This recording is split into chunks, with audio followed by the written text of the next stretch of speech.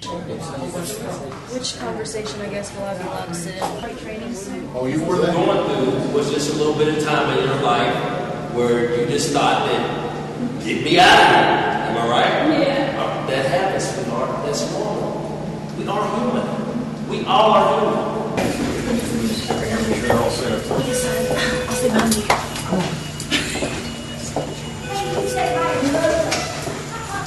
you. Grieving and hurt from the pain that you've caused them, and I'm not here, to try to make a decision on right or wrong.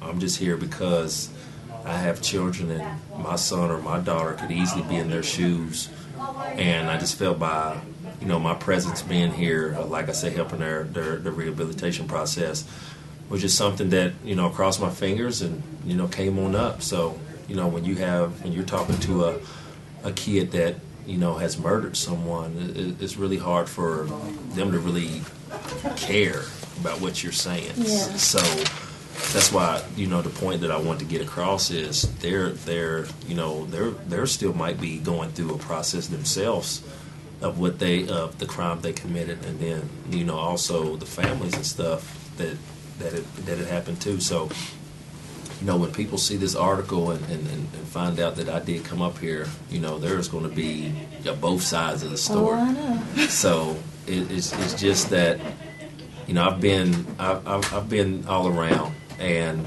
there's no need now to ridicule and critique me that now that I've come up here to where they feel that there's no need to be here. Because one thing that I said could be easily be your son or could easily be your daughter up here. And instead of coming up here talking to them, I'm going to talk to them through a glass. So that's where I was feeling more heartwarming as a father, as a parent, to really come up here and to try to help these kids through their process. But at the same time, knowing that whatever they done to be here was something very serious. And, I didn't want still don't want, the people to be looking at me as if, I came for the wrong reason, and because the reason I really came is, like I said, man, these kids, need love too, and I don't know where they're going to get it or how they're going to get it, but like I said, by me just coming up here, man, to start just would ease and help their rehab process, like I said. So, like a month or a year from now, and there's no telling, where this thing will go, but.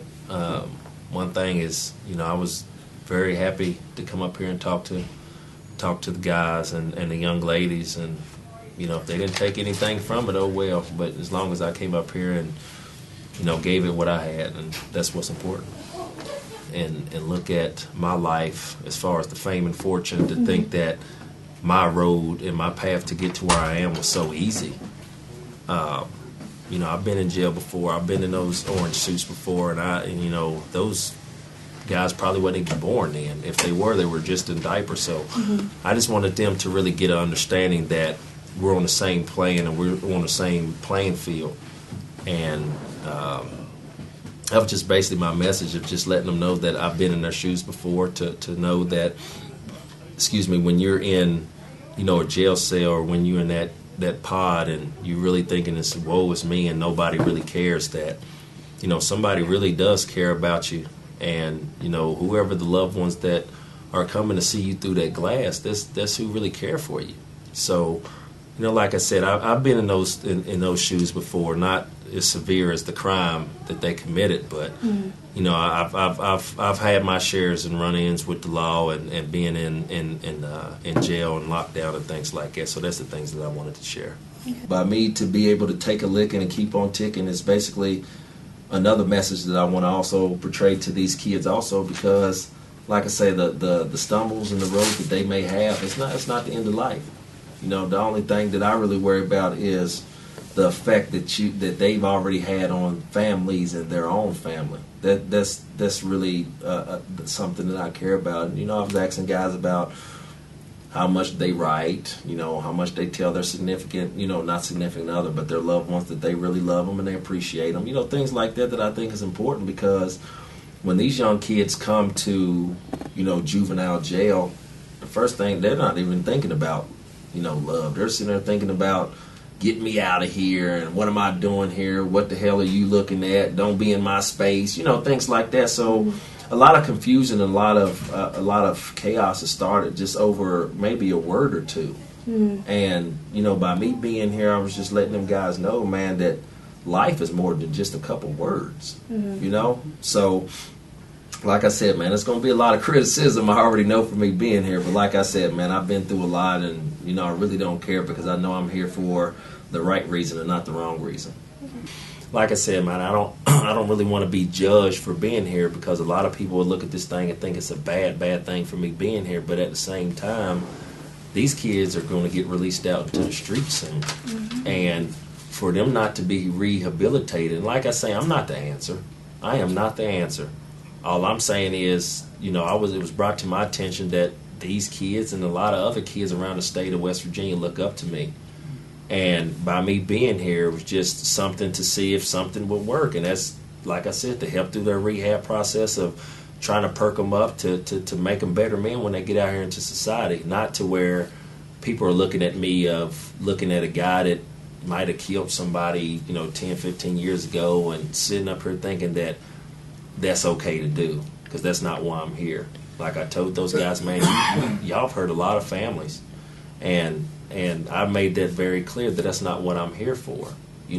I'm here to, really help with your process, knowing what you did was wrong. Knowing what you did was wrong. If you sitting up here with a sane mind and a clear conscience, they already know what they did. So for me to be sitting up here beating it in their head that they did wrong, you're going to hell, with the stuff that most people tell them. Yeah, you know what I'm saying? Bad stuff. And I just didn't want to get that across, but at the same time, I'm still, sympathetic and sorry for the pain that they caused these other families. And I might not even know one family. But at the same time, I don't want the families to think that I'm up here talking without knowing what type of pain and hurt that they feel also. So, because I could easily be on both sides, and they could have hurt one of my family members where we're sitting there still hurting and grieving over whatever took place. But like I said, man, whatever comes behind this, as far as the criticisms and being ridiculed, man, I've done enough. I've done a lot. I've been a lot of places in my life. This won't be the first, and it won't be the last. So, like I said, man, hopefully people can understand that.